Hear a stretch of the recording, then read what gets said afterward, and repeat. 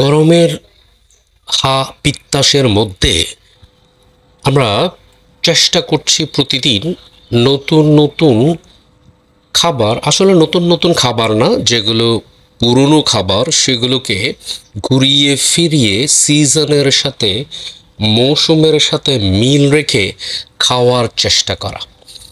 এর মাঝে আপনারা অনেকগুলো খাবারের পরামর্শ দিয়েছিলেন, যার একটা একটা করে আমরা দেখছি, রান্না করে দেখছি, খেয়ে দেখছি, এবং সত্যি এই মৌসুমের সাথে অসাধারণ ম্যাচ করছে।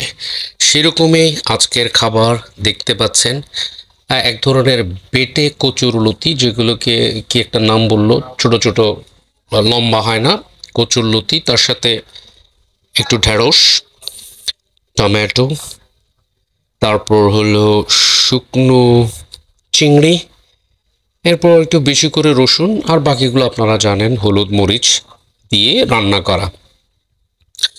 খুব একটা ঝোল দেওয়া যায় না, এটা মাখা মাখা বা শুকনো শুকনো রান্না।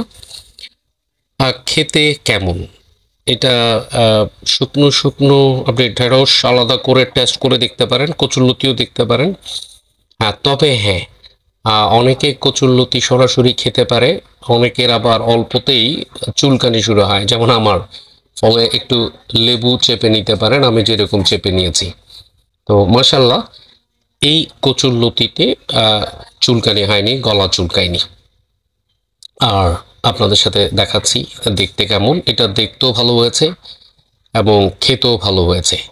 আর আমাদের পরিবারের একমাত্র ফুড রিভিউয়ার, সো আমাদের পরিবারের একমাত্র ফুড রিভিউয়ার যেহেতু, তাকে দিয়ে তো একটু টেস্ট করাতে হয়। সেও ভালো করে লেবু চেপে নিচ্ছে, তারও অবস্থা আমার মতো, না হলে গলা চুলকাতে পারে।